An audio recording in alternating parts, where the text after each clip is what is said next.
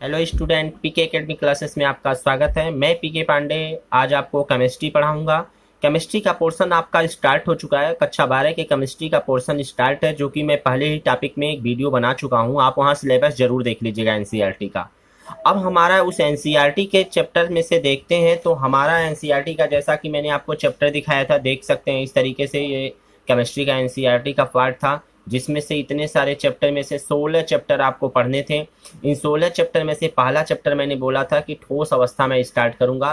तो आज मेरा वीडियो है ठोस अवस्था पे। तो चैप्टर नंबर फर्स्ट, ठोस अवस्था। जैसा कि आपको पता है कि ये केमिस्ट्री का ये फिजिकल पार्ट है। जैसे कि फिजिकल, इनऑर्गेनिक और ऑर्गेनिक कितने पार्ट थे आपके, जिसमें से फिजिकल केमिस्ट्री में ठोस अवस्था ये मेरा स्टार्ट करना है। ठीक है, तो हम देखते हैं ठोस अवस्था, सॉलिड स्टेट क्या होता है। तो सॉलिड स्टेट में सबसे पहले हम देख लें टॉपिक कौन कौन सा हमको पढ़ना है। देख सकते हैं ठोसों का वर्गीकरण क्या होता है, इसको हमको पढ़ना है।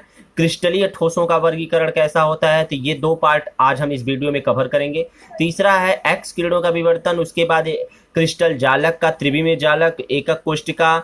ये एकक कोशिका मोस्ट इंपॉर्टेंट पॉइंट है आपके लिए। क्रिस्टलों में अवयवी कणों का निविड़ संकुलन, उसके बाद संकुलन संरचना क्षमता, ये भी इंपॉर्टेंट है। तत्वों के घनी क्रिस्टलीय घनत्व, आयतनिक क्रिस्टलों के संरचना, आयनिक क्रिस्टलों में त्रिज्या अनुपात।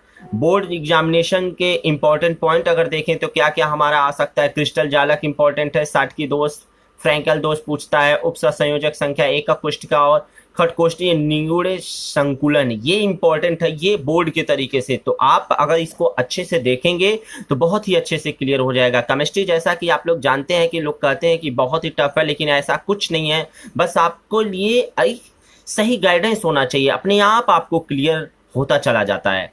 ठीक है, तो उसके बाद हमको न्यूमेरिकल पढ़ने, न्यूमेरिकल हम पढ़ाएंगे इसमें। ठीक है, तो आइए चलते हैं। हमारा ये सॉलिड स्टेट में पहला पार्ट है ठोसों का वर्गीकरण, देखते हैं। जी हाँ, ठोस अवस्था, सॉलिड स्टेट। सबसे पहले हम जान ले प्रकृति में जो पदार्थ मिलते हैं उन्हें हम क्या कहते हैं, द्रव्य कहते हैं या मैटर कहते हैं। तो कहा जाता है वे पदार्थ जिनमें कुछ भार होता है और कुछ स्थान घेरते हैं, ऐसे पदार्थ को हम द्रव्य कहते हैं, मैटर कहते हैं। द्रव्य की अवस्थाएं देखें तो द्रव्य की अवस्थाएं आप जानते हैं, बचपन से ही पढ़ते आ रहे होंगे। द्रव्य की 3 अवस्थाएं हैं, ठोस अवस्था, द्रव अवस्था और गैस अवस्था, यानी solid state, liquid state and gaseous state. तो आप इसमें देख सकते हैं सॉलिड स्टेट में क्या है, आकार एवं आयतन निश्चित होता है। देखिए इसमें आकार और आयतन निश्चित होता है, क्यों?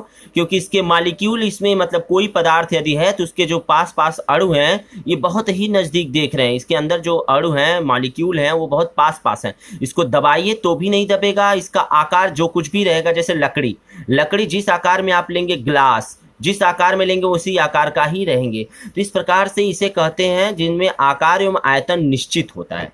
द्रव अवस्था क्या है, आकार अनिश्चित तथा आयतन निश्चित होता है। आकार अनिश्चित, अरे भाई इसको दबाएंगे, मॉलिक्यूल देखिए दूर दूर है, तो दबाएंगे तो दब नहीं जाएगा, ये दब जाएगा। और आयतन, मान लीजिए आयतन जो भी हो, 1 लीटर अगर पानी लिए हो तो 1 लीटर पानी अगर ग्लास में रखेंगे तो ग्लास का आकार ले लेगा, अगर उसे थर्मस में रखेंगे थर्मस का आकार ले लेगा, लोटे में रखेंगे तो लोटे का आकार रख लेगा, थाली में रखेंगे थाली का आकार। मतलब 1 लीटर ही है लेकिन आकार परिवर्तित हो रहा है। तो देख सकते हैं आकार अनिश्चित है, परिवर्तित हो रहा है, लेकिन आयतन क्या है, उसका निश्चित होता है। इसे हम कहते हैं द्रव अवस्था।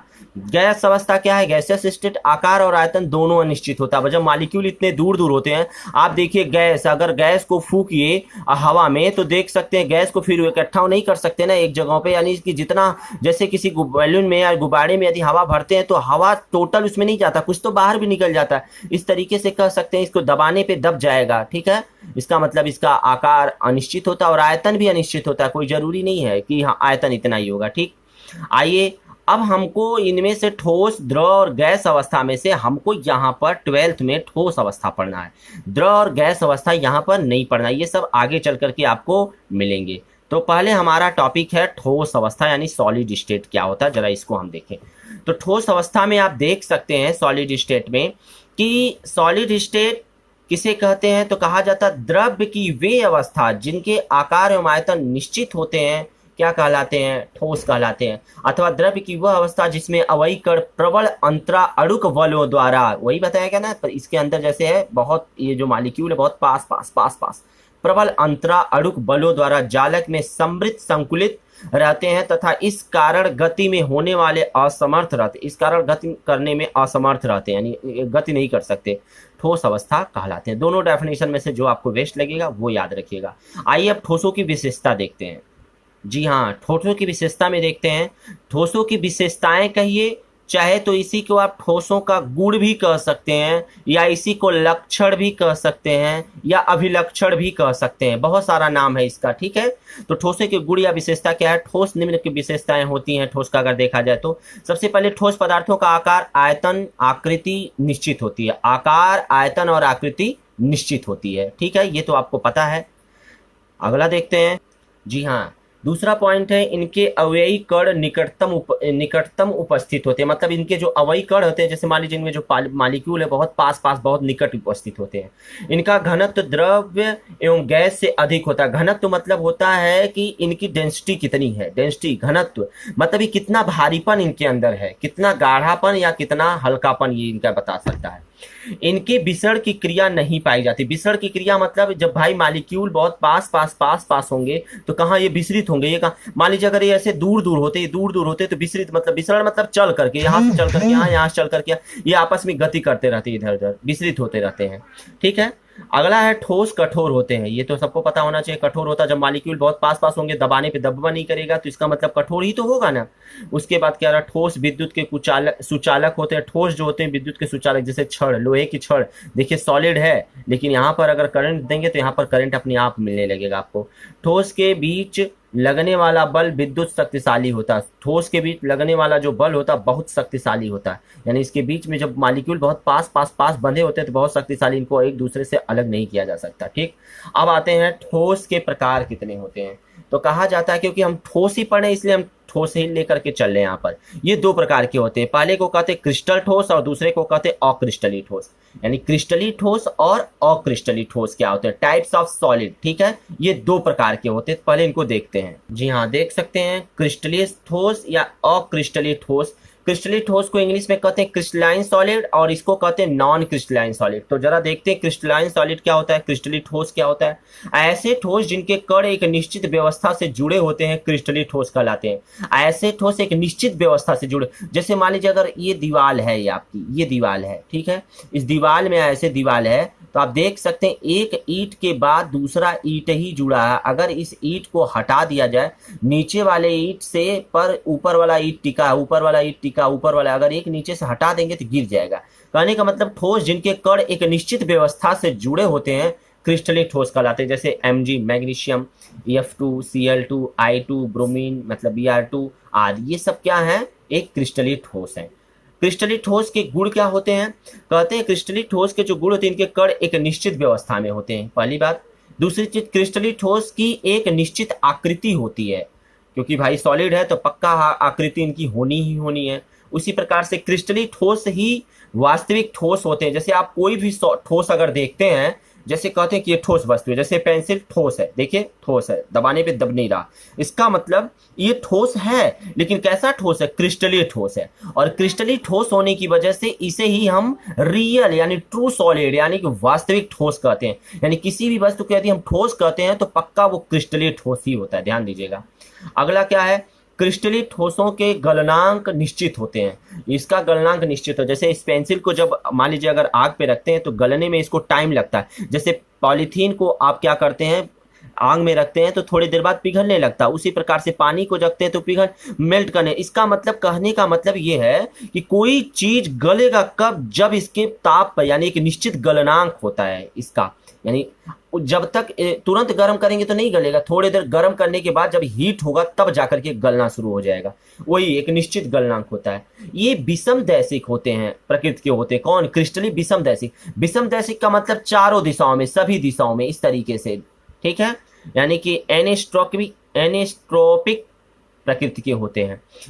इनके कणों की दीर्घ परासी व्यवस्था होती है। दीर्घ परासी व्यवस्था का मतलब, जैसे मान लीजिए ये है, इनके पास दीर्घ परासी का मतलब इनके पास के जो मॉलिक्यूल है, एक दूसरे के मॉलिक्यूल एक दूसरे से बंधे होते हैं, बड़ी लंबी व्यवस्था, दीर्घ परासी व्यवस्था के रूप में बंधे होते हैं, ठीक है। जी हाँ, अगला टॉपिक है अक्रिस्टलीय ठोस, जिसको कहते हैं नॉन क्रिस्टलाइन मेटल क्या होता है, सॉलिड क्या होता है। वे ठोस जिनके कण एक निश्चित क्रम में नहीं जुड़े होते हैं। जैसे लकड़ी, माइका, लकड़ी को अगर काटते हैं आप तो एक प्लेन नहीं कटता, देखते होंगे, इसका मतलब खुरदुरा टाइप में कटता है, माइका भी होता है आदि। अक्रिस्टलीय ठोस के गुण क्या होते हैं? अक्रिस्टलीय ठोस के गुण देख सकते हैं, इनकी व्यवस्था निश्चित नहीं होती है, अक्रिस्टलीय ठोस की निश्चित आकृति नहीं होती है, अक्रिस्टलीय ठोस का गलनांक निश्चित नहीं होता है, समदैशिक होते हैं, यानी वो विषमदैशिक या समदैशिक, मतलब इनकी दिशाएं सिर्फ एक तरफ ही होती हैं, प्रकृति के होते हैं, इनमें लघु परासी होते हैं, इनके मतलब परासी जो होते हैं, रेंज जो होता है इनका बहुत कम होता है, व्यवस्था में होती है। ठीक है, तो आप देख सकते हैं अक्रिस्टलीय ठोस के जो गुण हैं और क्रिस्टलीय ठोस के जो गुण हैं, दोनों के बीच आप क्या अंतर भी लिख सकते हैं। तो पूछता है क्रिस्टलीय तथा अक्रिस्टलीय ठोसों का अंतर, तो इन्हीं दोनों को आप अंतर के रूप में एक तरफ क्रिस्टलीय एक तरफ अक्रिस्टलीय लिख करके दोनों तरफ लिख करके अंतर भी लिखते हैं। यहाँ अलग अलग लिखा गया, यही उनके गुण होते हैं, उन्हीं गुणों को अगर उनके साथ साथ लिख दिया जाए तो अंतर के रूप में बनेंगे।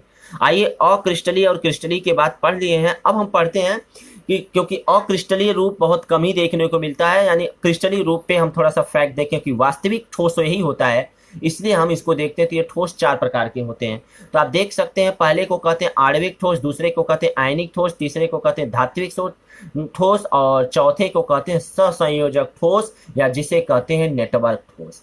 ठीक है, यानी मॉलिक्यूलर ठोस जिसको बोलते हैं, आणविक ठोस को आयनिक यानी आयनाइजेशन सॉलिड स्टेट होता है, इसको देख सकते हैं, मेटलिक स्टेट होता है और सबसे कोवैलेंट के रिस्पेक्ट में होता है। तो आप देख सकते हैं इन चारों सिस्टम को यदि हम देखें तो चारों सिस्टम में पहला पार्ट है आणविक ठोस क्या होता है, इनको जरा हम देखते हैं आणविक ठोस को। तो क्या देखें हम लोग, आणविक ठोस मॉलिक्यूलर सॉलिड्स, आयनिक ठोस आयनिक ठोस को आयनिक सॉलिड्स बोलते हैं, धात्विक ठोस को मेटेलिक सॉलिड्स बोलते हैं, सहसंयोजक ठोस या नेटवर्क ठोस। आप इसमें क्या नाम है, एनसीईआरटी में नेटवर्क ठोस ही देखने को मिलेगा आपको, कोवैलेंट और नेटवर्क सॉलिड बोलते हैं। तो आइए सबसे पहले देखते हैं आणविक ठोस क्या होता है। तो कहते हैं आणविक ठोस, आणविक ठोस का डेफिनेशन देख सकते हैं, वे ठोस जो अणुओं से मिलकर बने होते हैं, आणविक ठोस यानी अणुओं से मिलकर बने होते हैं, मॉलिक्यूल से मिलकर बने होते हैं, मॉलिक्यूलर ठोस सॉलिड कहलाते हैं। ये मुलायम होते हैं और बहुत कम ताप पर पिघलने लगते हैं, यानी जैसे CCl4 I2S, यानी सॉलिड स्टेट अगर इसका देखें और सॉलिड स्टेट इसका देखें तो ये मेल्ट करने लगेगा, दैट्स मींस ये अणुओं से मिलके बने होते हैं। जैसे देख सकते हैं इसमें क्या है, कार्बन जो है, ये कार्बन जो है 4 क्लोरीन के रिस्पेक्ट में, तो देख सकते हैं ये कोवैलेंट बॉन्ड बना रहा है। ठीक है, आगे देखते हैं जी, आयनिक ठोस यानी आयनिक सॉलिड, ऐसे ठोस जो आयनों से मिलकर बने होते हैं, आयन मतलब प्लस माइनस के रिस्पेक्ट में मिलकर बने होते हैं, आयनिक ठोस कहलाते हैं। ये द्रव की अवस्था में विद्युत के सुचालक होते हैं और ये कठोर होते हैं, ये अधिक ताप पर पिघलते हैं, ये कम ताप पे नहीं बल्कि अधिक ताप पर। जैसे NaCl को अगर हम देखें तो NaCl को आप तोड़ सकते हैं यहाँ से, तो लिख सकते हैं Na++Cl-, जैसा कि आप रिएक्शन जानते हैं केमिस्ट्री में। तो ये देखिए पॉजिटिव, ये देखिए नेगेटिव, ये भी आयन ये भी आयन। जब भी पॉजिटिव और नेगेटिव में कोई भी यौगिक टूट जाता है तो उसे हम आयन कहते हैं। तो कह रहा है ये ऐसे ठोस जो आयनों से मिलकर, 2 आयनों को मिलाइए तो ये बन गया ठोस, तो इसे ही क्या कहेंगे हम लोग, आयनिक ठोस। ठीक है, इस प्रकार से यदि देखते हैं हम धात्विक ठोस क्या होता है, धात्विक ठोस का मतलब क्या होता है आपका, मेटेलिक सॉलिड क्या होता है, ऐसे ठोस जो धातुओं से मिलकर बने होते हैं, बस सिंपल सी बात, धातु ठोस कहलाते हैं। इनमें धात्विक चमक होती है, विद्युत के चालक होते हैं, इनमें तन्यता पाई जाती है, तन्यता मतलब टूट जाता है, तन्यता मतलब खींचने पर टूट गया। आघात वर्धनता होती है, आघात वर्धनता मतलब पीटने पर ये फैलने लगते हैं। ठीक है, इस तरीके से जैसे Ag है, Fe है, Cu है, फेरस है, कॉपर है और सिल्वर है, इस तरीके से आप देख सकते हैं। तो आपने क्या देखा यहाँ पर कि धात्विक ठोस हो गए। अब हमारा चौथा पॉइंट जो है वो है सहसंयोजक ठोस या नेटवर्क ठोस जिसको बोलते हैं, सॉलिड बोलते हैं। ऐसे ठोस जिसमें एक ठोस किसी दूसरे ठोस के एक निश्चित क्रम में जुड़ करके बड़ा सा ठोस पदार्थ बनाते हैं। जैसे मान लीजिए ठोस, इसके ऊपर एक और ठोस, इसके ऊपर एक और ठोस, इसके ऊपर एक और ठोस, इसके ऊपर एक और ठोस, तो ही कह रहा है जिनमें एक छोटे निश्चित क्रम में जुड़ करके एक बड़ा ठोस पदार्थ बना लेते हैं। इसी प्रकार के ठोस को नेटवर्क ठोस या सहसंयोजक ठोस कहते हैं। ये बहुत अधिक ताप पर पिघलते हैं।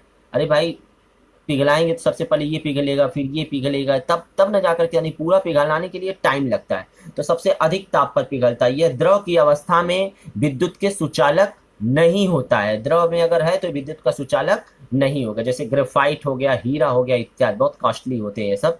तो इस प्रकार से आप देख सकते हैं। अब हमारा अगला टॉपिक है क्रिस्टल जालक। क्रिस्टल जालक नेक्स्ट वीडियो में पढ़ेंगे। इस वीडियो में बस इतना ही रहने देते हैं। यदि वीडियो आपको अच्छा लगा हो तो लाइक करें और अपने दोस्तों में शेयर जरूर करें। साथ ही साथ चैनल को सब्सक्राइब करना एकदम ना भूलें। यदि आप नए हो तो बेल आइकन जरूर दबा लेंगे। क्योंकि आपको उससे वीडियो का नोटिफिकेशन मिलता रहेगा। हाँ, वीडियो कंटिन्यूअस नहीं मिलेगा, बल्कि 1-2 दिन के डिफरेंस पे यदि आपको मिल रहा है, बीच बीच में कंटिन्यूअस भी मिलता रहेगा, तो आप घबराइएगा मत। वीडियो का इंतजार करके प्लेलिस्ट में जा करके देख करके आप वहाँ पर अपना नोट्स तैयार कर सकते हैं। क्योंकि ये एक बात आपसे बताऊं स्टूडेंट, क्लास 12th के स्टूडेंटों के लिए सबसे टफ आपका टॉपिक यदि है तो केमिस्ट्री ही माना जाता है आपके रिस्पेक्ट में। लेकिन मैं आपसे बता दूं सबसे आसान टॉपिक भी केमिस्ट्री ही है।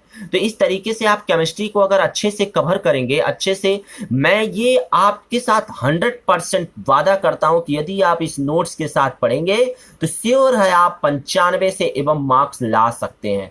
बहुत सारे लोग इसको पढ़ करके अच्छे अच्छे मार्क्स ला सकते हैं। ठीक है, तो इस वीडियो में बस इतना ही। नेक्स्ट फिर अगले वीडियो में। धन्यवाद।